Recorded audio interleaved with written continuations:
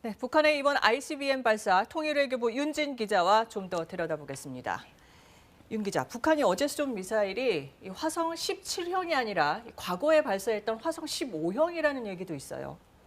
북한이 공개한 이 발사 영상과 사진을 보면 네. 실제 날씨와 달랐다는 점에서 이런 의문이 나오는 건데요. 네. 위성 사진을 보면 ICBM을 발사한 어제 오후 2시 반쯤 평양 순안의 날씨는 흐렸는데 미사일이 날아간 하늘은 맑았다는 겁니다. 그래서 북한이 실제로는 기술이 완성된 화성 15형을 쏴놓고 사진은 앞서 발사한 17형 사진을 쓴 게 아니냐 이런 얘기인데요. 네. 우리 군도 여러 가능성을 열어놓고 분석하고 있습니다. 네. 하지만 이런 사진 조작 논란에도 불구하고 어제 발사한 미사일이 15,000km를 날아간 ICBM이란 사실엔 변함이 없습니다. 네. 그리고 북한이 이제 미국과 장기 대결을 선언을 했습니다. 더 이상 못 기다리겠다는 거죠.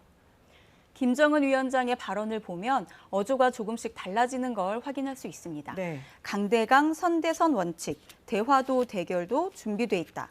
주적은 전쟁 그 자체라고 했다가 올해 초에는 미국의 적대시 정책과 군사적 위협이 위험 개선에 이르렀다며 모라토리엄 파기를 시사했습니다. 그러니까 북한은 미국과는 더 이상 미국에겐 기대할 게 없다. 대결로 간다. 이렇게 노선을 굳혔을 가능성이 있습니다. 네. 그렇게 조금씩 어조가 이제 세지다가 그럼 왜 지금일까요? 도발이 있을 걸로 예상은 했지만 조금 이르지 않습니까?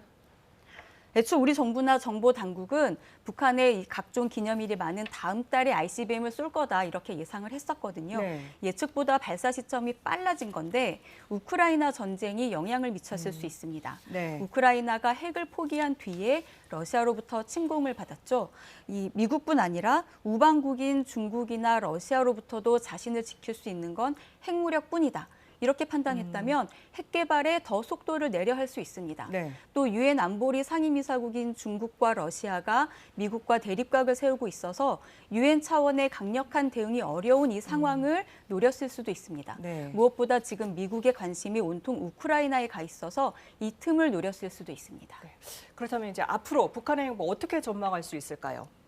북한이 지난해 8차 당대회에서 앞으로 개발할 무기 목록을 공개했습니다. 지금 그 뒤로 차례차례 개발 실험을 하고 있습니다. 네. SLBM 극초음속 미사일에 이어서 이번에 15,000km 사거리의 ICBM을 발사했죠. 아직 전술 핵무기, 초대형 핵탄두, 고체 연료 엔진 ICBM, 군사 정찰 위성 등이 남아 있습니다. 이 가운데 정찰 위성은 조만간에 시험 발사가 이뤄질 수 있는데요. 위성도 ICBM과 같은 기술을 이용하기 때문에 역시 고강도의 무력 시위로 간주합니다. 네. 그럼 이제 추가 핵실험도 생각할 수 있을까요? 가능성을 배제할 수 없습니다. 네. 이 앞서 보여봤듯이 전술 핵무기 개발을 위해선 기폭제 성능, 또 폭발력 확인 이런 걸 위해서 핵실험이 필요하거든요.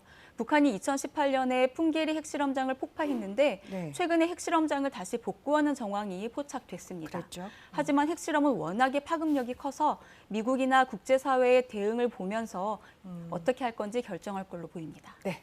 유지 기자 잘 들었습니다.